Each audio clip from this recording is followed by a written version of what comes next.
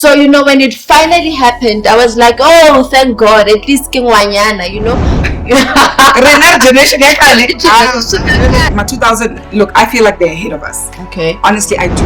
That older partner is the only source of way out of poverty. Hopefully they are going to the clinics. Girls, please go to the clinics. The pearls in penis trend, where okay, I've heard about that. Yes. But I get to the process. But can you please talk about this lady, Lady Vixie that goes down there? Yeah, I believe in sex toys, honestly. And how is it low on guys? Because I thought they always ready to have sex. Yes. Yes. Okay. When they think, oh no, I need to drink my hair, get jelly peanuts, I need to stay up the whole time. Hi guys, so my name is Katlego Lekalala and I'm one of the young doctors that works at Keready. And who are you, darling? Oh, hi guys. My name is Lehlonoholo Pege. I'm a KC. I'm also working for Keready and I'm involved in communication. So what I do basically is every day fielding and we, target our youth. That's what I normally do on my daily basis. So, yeah. And I love that you say that you target the youth, and that's what we're trying to do here, right? So for those of you who don't know, we actually will be speaking about sexual health. I think, you can tell me if I'm wrong or right. I think this is one topic that can never get boring. Like we can keep talking about this over and over again. I think when we talk about sexual health, there's so many things we can talk about. I mean, we can even talk about when we were still young, when we're still getting our first periods. Maybe we can put on how was your first experience by getting your first period to Santanolongwana?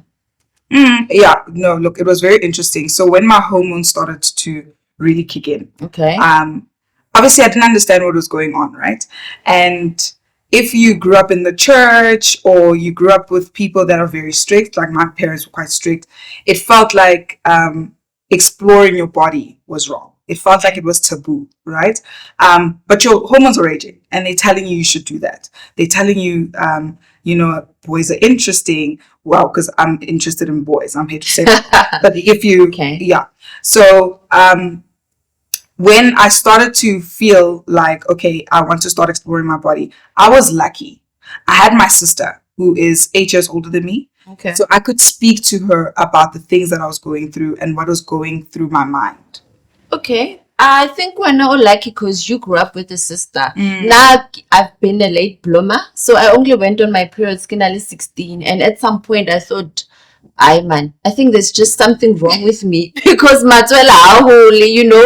flat chested, and my friends here they are and they're already going on their periods, and I'm sitting there thinking, hey Kante, what's wrong with me? Until I started chatting with other girls then they would tell me, no, we are all different. You get your baba, they get their periods early, baba, they get their periods late. So when it finally happened, I was like, oh, thank God, at least kingwanyana, but because no, remember, there's people when they get periods, yes. But now when you're 17 going on your 18, come or you're matric and you're not on your periods, come on, you don't easy. So it was just too hectic for me. So at some point I felt a bit depressed, but as I spoke to other people and then they made sense to me to say, no,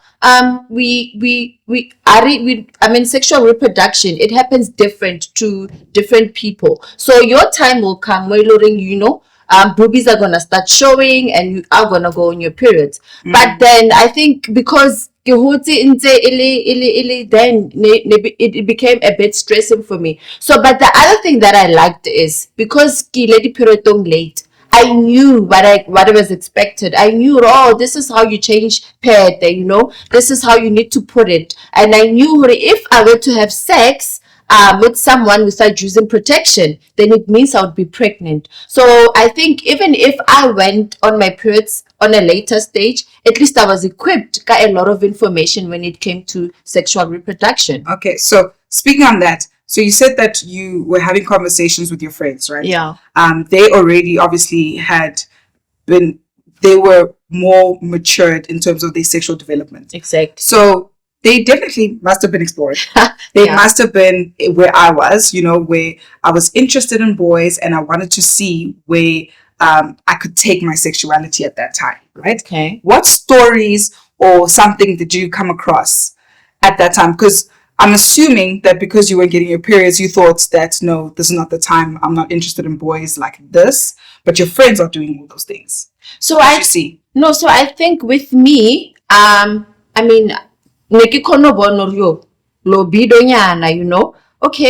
it means kinale sexual drive. But why the period to this thing? And then mohong iba no, let me just delay the intercourse thing, cause then maybe something I sharp, but forgetting hore. The hormones tsona dia kika, libido ke you no sex drive thing in between all the mist. So obviously we're gonna have friends by they explore before us, meaning they break their virginity, yes, prior, and they will tell you sexual intercourse hormonal, and then you would think but I will only do it once I go on my periods. So I think the other thing interesting was I only broke my virginity.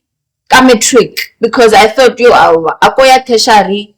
So that was stressful for you. It was very stressful. Okay, so I can see the difference in how we grew up, right? So for us, it was like almost taboo if you are breaking your virginity before the age of 18. Yes. So because I grew up in a situation where I went to a Catholic school. Sex was shunned. Like sex before marriage, it's not something that you're doing, right?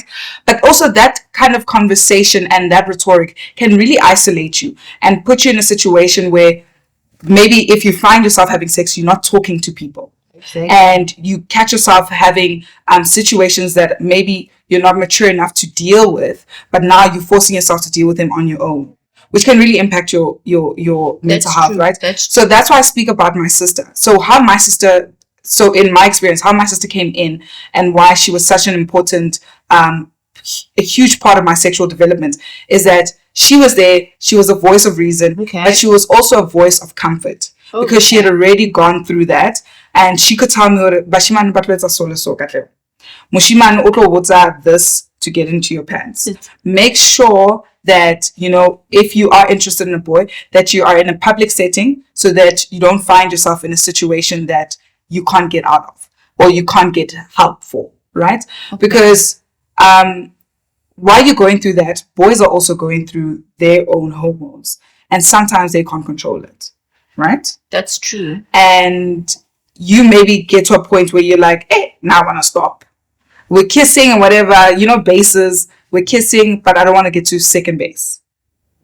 Did you ever experience that? I think I did. Mara with me, because I first born high, so I didn't really have a sister. But my mom has always been someone who she was very young, so she's always had that platform where we can talk about anything. But the sex part, we can never okay, mommy, this is what I'm feeling at the moment. So you'll always have that friend you're gonna share things with. So I think again with us, because generation and now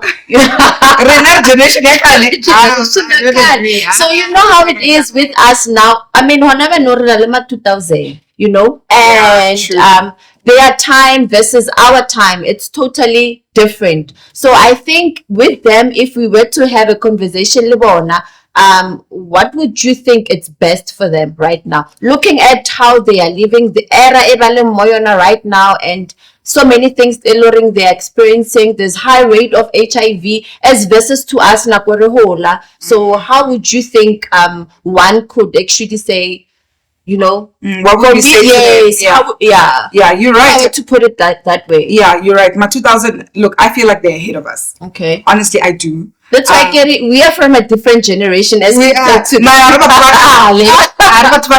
true. 1990. Okay. But I agree with you. Listen, I am kind of worried. Okay, I am kind of worried. And I hope they'll be watching this. I'm worried about them, not because I am jealous of them, because that's sometimes the perception that these younger girls have with older women speaking to them about their sexual practices and what they're exposing themselves to. Yeah, true. You know, young girls are dating people that we won't even be dating. That's true. Okay, so to give you context, I'm 30 years old. I actually can't even see myself dating a 40-year-old. But we have 15-year-olds who are comfortable to be in relationships with 40-year-olds. You're wondering, how are they relating? And also, with that power play, obviously, a person that old will have a lot of power over that child, right? true. And that child would look at that person for support and for all of these things, which means that they can be easily manipulated and coerced into doing things that they shouldn't be doing. And the saddest thing that I think I'm seeing is that these children are opening themselves up to or being exposed to sexual practices, not wearing condoms because this person's saying, no, we'll put you on a pill or whatever, or no, otlobasha. And they're trusting them because they're older, right? And I think that's why we're seeing these stats that we're seeing in terms of HIV, and we're seeing this promiscuity in these young children, and they're not using condoms because they have these older people who are making them believe that this is okay, this is fine, you know. And also there's an arrogance that comes with dating older people. Well, now you start to pair yourself up with that person when in actual fact you're not even mature enough to be dealing with the issues. I mean, I can't imagine dealing with a miscarriage or an abortion or finding out that I have an STI at the age of 16. Okay, so what's the other thing that I wanted us to speak about is what if you're a child that comes from a child-headed home? So meaning now that yes, poverty ya striker and there's nothing that you can actually do. That older partner is the only source of way out of poverty. And I mean, you're a young doctor, Lehlonoholo, and I'm a KC, a communicator for hashtag That's Keready. How do we now try to navigate these young women or these young people, or to tell them, or you know what, these older men, they are not the only way out of poverty, but only the other possibilities that can make you reach your dreams instead of horobala le motho o moholo. So I think maybe we can, you know, if we were to talk to someone or a younger person, re try to advise, encourage them to get out of that situation and see that even if you're from a child-headed home, an older man, it's not an option for you. No, definitely not. I definitely agree with you that there are also a lot of social things that or social factors that cause these younger people to be caught up in these situations. And yeah, look, we can try our hardest, and we should try our hardest to remind them that, you know, there are other options, and there are other things that they can do to reach their goals. But I think what we should also make it very clear is that these consequences that of their actions are not going to be consequences of just now and they're going to disappear. They're going to marry them. It's true. And they're going to be consequences that they won't be able to get rid of, right? As I'm saying, like dealing with things like an abortion. It's not an easy thing to deal with. It's not an easy thing to overcome, right? Yes, you can take pills as prescribed by a clinic, and hopefully they are going to the clinics. Girls, please go to the clinics. Please don't do it on your own. I see there's a trend, you know, people are using JIC, you know, on our WhatsApp. You know, we have a WhatsApp line and we get to converse with the public. What's that WhatsApp line? It's 060-019-0000. And anybody can contact us, and you can speak to a doctor 24/7. So on this WhatsApp line, this is where I actually see a lot of the trends that we're going to speak about. And one of the things is people don't realize that they have options, safe options of having safe abortions, right? And they're doing things like drinking chick, drinking domestos. Is it? You know, the other thing, Eki Boning, as we are doing our drive, and especially when we're visiting TVETs, when we doing our stats at the end of the day, the STI rate, Eric Rangwadi TVETing, oh guys, it's shocking. TVET age group, I think your TVET is anything from 18 and above. So I won't say 24, but I think it's above. So obviously it's people that are engaging into sexual intercourse. But then when you ask them, well, okay, because I mean the nurse umufa treatment, and they would say, partner guy, and then they would also tell them, yo, my partner is married, so I'm can I take pills for that person? Because if ki treata wena and I don't treat your partner, then it's going to be a cycle. Because now you treat, but you're going back to that same partner, and now there's no condoms in between. But unyaka prep. So I think again, it's things that we need to educate our young people to say, guys, prep it doesn't prevent you from getting STI, but condoms do. And if now you've got multiple sex partners, if it's a married man and then now both of you linale STI, how do we cue? How yes, because you're not the guy is also not coming in. But you speak about being in these sites, right? So the beauty of Keready is that we're able to reach our consumers where they are. We're able to go into informal settlements. We're able to really engage with people who maybe don't also believe in the traditional sense of going to a facility and so forth, right? So this is also where we see a lot of interesting things. Have you seen interesting things? Because one thing that I think is quite interesting. I mean, you know what I'm going to talk about. You know what I'm talking about. So Lehlono and I had a conversation before this, and I was telling her about the pearls in penis trend, where okay, I've heard about that. Yes. But I get to the process. But didn't So okay, so I also don't know who's doing it, Okay. but it normally happens in your prisons and so forth. But younger people are doing it now, Is it? right? So what happens is Bakensadi beads kamhara just under the skin of the penis. Like oblala ka the beads or the pearls, because the beads they've got a whole side. Oh, It's a whole whatever. You know they're round, right? Yeah. And what they're trying to do was they're trying to replicate like Bora Friday. Oh my You know the condom? Yes. Studded condoms. Yeah, studded But condoms. they're doing it physically. Yeah, that's the thing, guys. It's a thing. So it's a thing. It's the trending thing. Yeah, so for them it makes them believe that the woman will be more pleasured by this. Is it? Yes. No, that's the first one. But the one sticky eating, it's your Vicks. I think, yeah. Give Vicks. They put it down there, and I think yeah, barbenung if a pleasure. And then some would tell you put a sniff. One of that sniff. Yeah, I guess it's they put it down there, and then Lona ever for the pleasure. So I think today, because I've got a and you're a young doctor, can you please talk about this sniffy lady Vixie that goes down there? Yeah, no. So guys, unfortunately that will not work. That is not the best way to get pleasure, but it's important that we do understand that pleasure is a huge part of sexual health. I think we talk a lot about, infections, protecting yourself from that, but pleasure is a huge thing when it comes to sexual health, and we should promote it, right? But we need to promote it, yes, in the best way possible. Your snake and your Vicks are just going to put you, especially if it's going into a vagina, will put you at risk of infections such as bacterial vaginosis, can also put you at risk of getting infections like, your thrush, right? And will just mess up your pH balance and will give you more issues. But there's nothing wrong with trying to augment your pleasure. So there's nothing wrong with, looking into sex toys. I believe in sex toys. Honestly, I do. Because I believe that sex should always be pleasurable for everybody, right? And also lubrication is a big thing. People don't realize that there's a lot of things that also can impact your lubrication, right? So you're a mom. Yeah. You said you're a mom, right? Yeah. I'm also a mom. Do you realize that when you're breastfeeding, your natural lubrication became less? Oh, yes. Right? And that's because of the estrogen.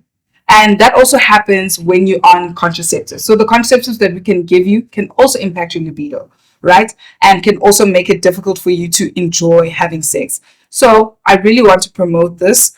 Women should be on lubrication. don't think that you're a failure for using lubrication. Do you remember that when you were pregnant? Yeah. After you were pregnant, after you gave birth, right? Oh, yes. You were breastfeeding. Yeah.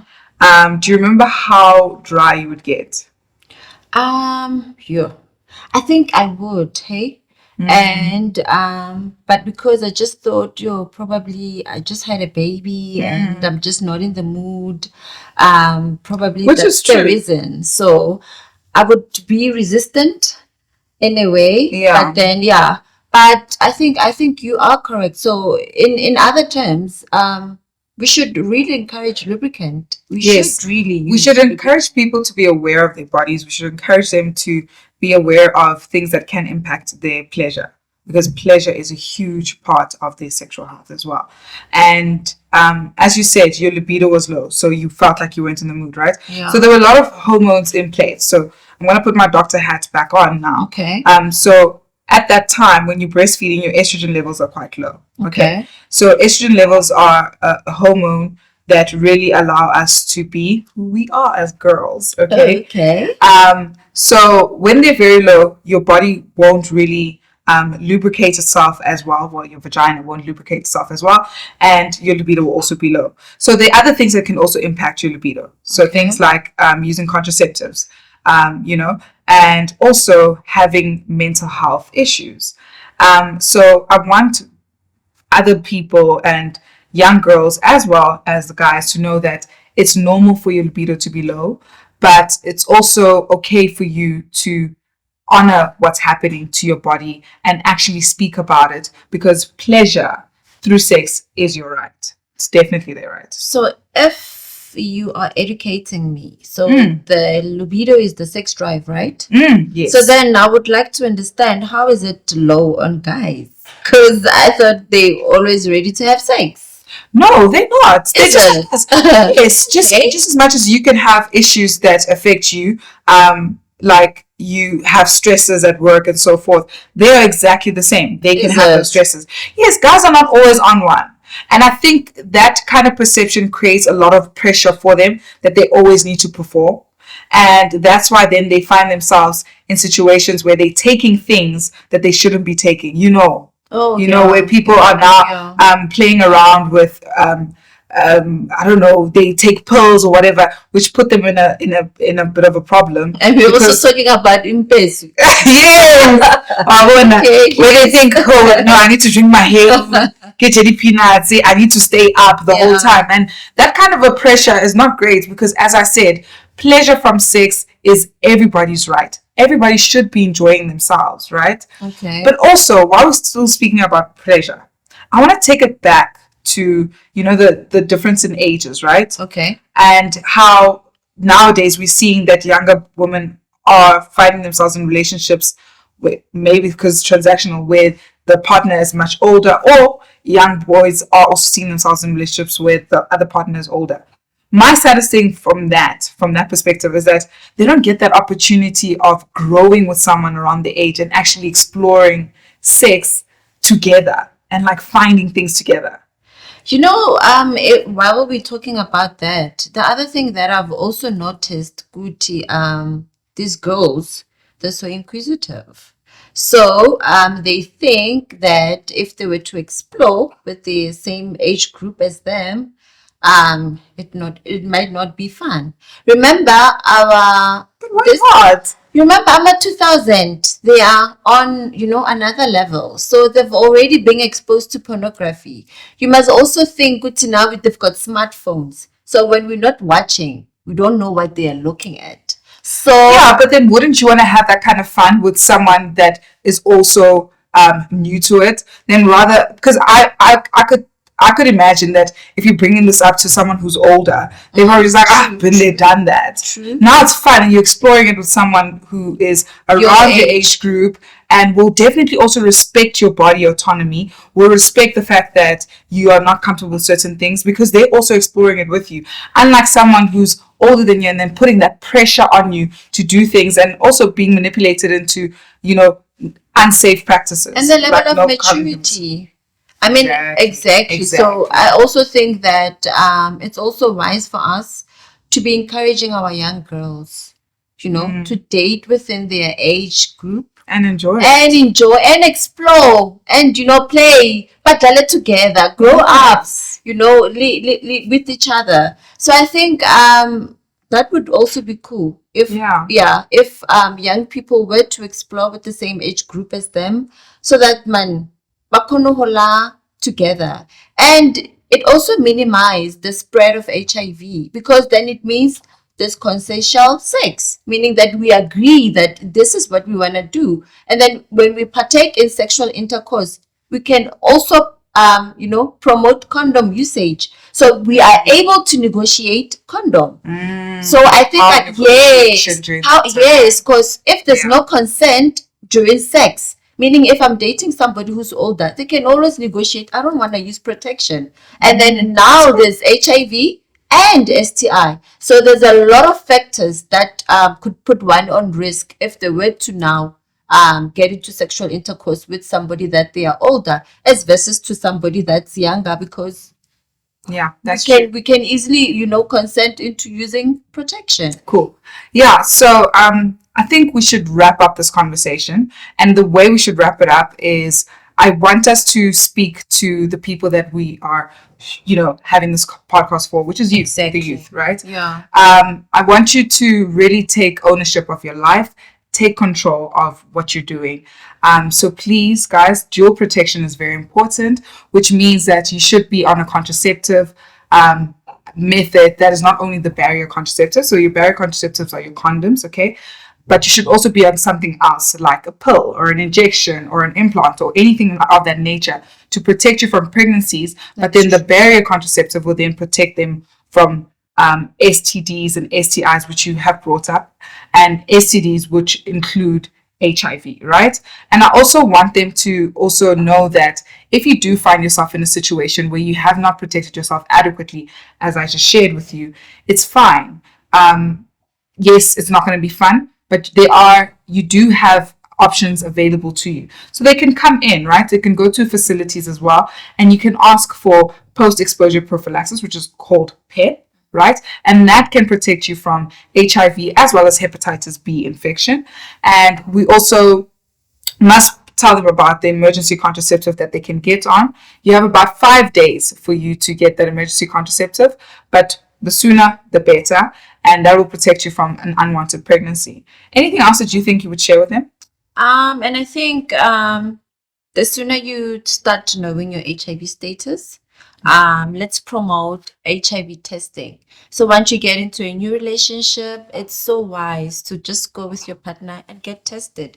So that it's also nice to be on PrEP together, so that you can know that you are guaranteed that you're gonna live longer. We're also saying that we want a free HIV generation. So that can only happen if one protects themselves from a very young age, and this is through testing, through condom usage. Doctor has already spoke about PEP and PrEP. So if we can also, access those services that are there. And the nice thing about it is, with us at Keready, our mobile, we do offer the services. So whenever you see our van in your area, or you're passing by, just come and access the services. They're there for you, so that you can all have a better future, and we can have that HIV free generation. Yeah. So you can survive and see the future that you're creating. Okay. So guys, my name is Katlego Lekalala. I am one of the young doctors who's working with the Keready. I work in the city of Joburg, and I'm so grateful that you were watching this, and I hope you really enjoyed our conversation. Thank you. Oh, okay. This is Lehlonoholo Pege, and is the communicator for Keready. Thank you for watching this podcast. Signing out.